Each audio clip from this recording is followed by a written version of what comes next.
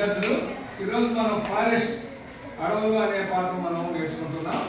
మా అడవుల్లో ఎక్కువగా సాధారణంగా మనకి వృక్ష సంపద ఉంటుంది. వృక్షాలే కాక మిగతా జంతువులు, జీవులు, నదులు, కొండలు, ఇంకా అనేక రకాలైన క్రిములు, కీటకాలు, పాములు, సరీసృపాలు, అనేక రకాలైన జీవరాశులు కూడా నివసిస్తాయి. ప్రధానంగా మనకి ఆడగానే గడుపులు గుర్తొచ్చేది ఎక్కువగా చెట్టే మనకు గుర్తొస్తుంది. అయితే ఈ చెట్టు మనతో పాటుగా ఉంటేనే మనం బతకగలం. చెట్టు లేకపోతే మనిషి భూమి మీద బతకలేడు. చెట్టు ఒక అమ్మ లాంటిది అన్నమాట. అది మనల్ని బాగా కాపాడుతుంది. దీని మీద ఒక 4 లైన్ల గేయాన్ని నేను ఇప్పుడు పాడతాను. నా వెనక ఇక్కడ పాడండి.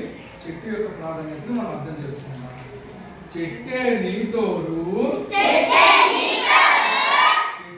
నీ గూడు, చెట్టును పోషించకుంటే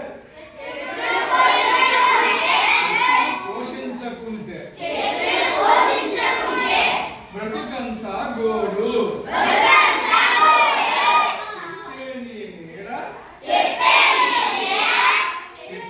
నీ వాడ,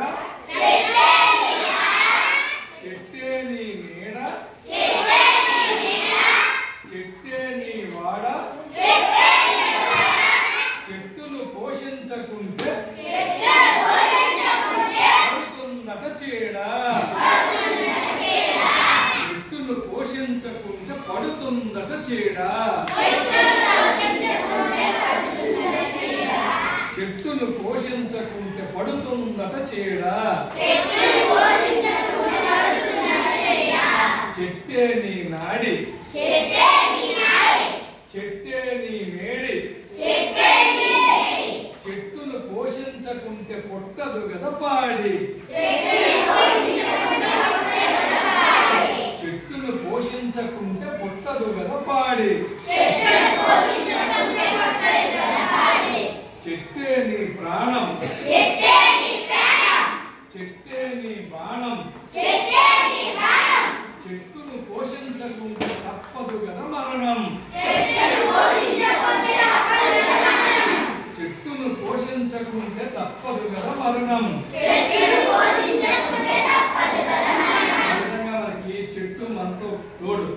చెట్టు ఆకుల వలన మనం, చెట్టు యొక్క కొమ్మల వలన మనం ఇల్లు నిర్మించుకుంటున్నాం. అందుకే చెట్టు మనకి గూడైంది. మరి ఇలాంటి చెట్టు మనకు లేకపోతే మన జీవితంలోని ముఖ్యంగా మానవులకి గోడు బాధే మిగులుతుంది.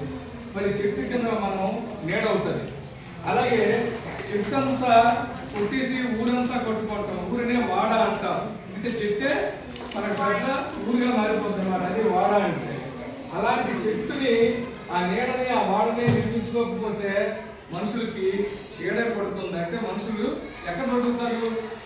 ఇల్లు లేకపోతే, ఊరు లేకపోతే మనం ఎక్కడ బ్రతకలేము. ఇల్లు లేకపోతే, ఊరు లేకపోతే మనం ఎక్కడ బ్రతకలేము. అందువల్ల మనకు చీడ పడుతుంది. అంటే అనారోగ్యం వచ్చేస్తుంది అన్నమాట. చెట్టే నీ నాడి. నాడి అంటే ఇక్కడ మన చేతి దగ్గర ఉన్నది నాడి అంటాం అన్నమాట. అంటే నరం అంటాం. అది ధాతు అన్నమాట.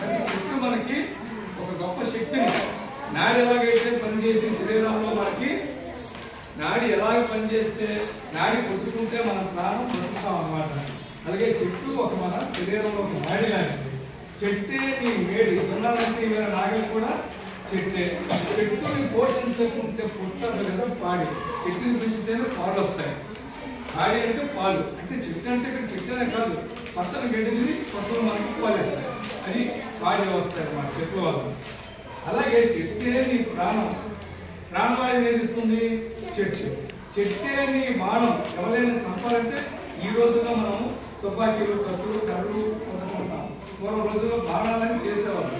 చెట్టు కళ్ళకి చివరిలో ఒక ముందు గంట పెట్టి విడిచిపెట్టేవారు అన్నమాట. కాబట్టి ఆ రోజుల్లో చెట్టు ప్రాణాలు కాపాడేది.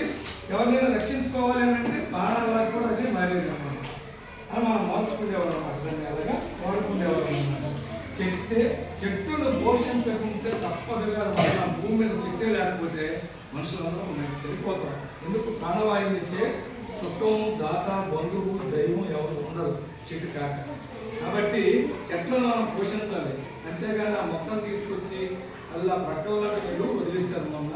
అలా కాకుండాను మీరు తీసుకొచ్చిన మొక్కలన్నీ దిగుబడి సాయంతో మన కాంపౌండ్ ఉన్న వాళ్ళు నాటండి. మీరు మా మొక్కలు తెచ్చారు మంచిదే, నాటండి. ఆ మొక్కల్ని మీ అమ్మగారిని మీ నాన్నగారిని నాటి వాటిని పోషించి కొన్ని చూస్తూ ఉండండి.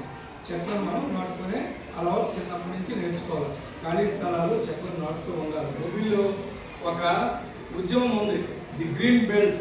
వాళ్ళు ఏం చేస్తారంటే ఎక్కడ ఖాళీ స్థలం ఉంటే ఆ ఖాళీ స్థలానికి 10 మంది టీచర్స్ వెళ్ళి అక్కడ మొక్కలు నాటుతూ ఉంటారు. అలాగా 100 మొక్కలు నాటారన్నమాట. ఇక్కడ మొన్న ఒక ఆవిడ కర్ణాటకలో ఒక ముసలమ్మ ఉంది. ఆ ముసలమ్మకి చిన్నప్పుడు తల్లిదండ్రులు పోయారు. పెళ్ళైన తర్వాత పిల్లలు పుట్టలేదు.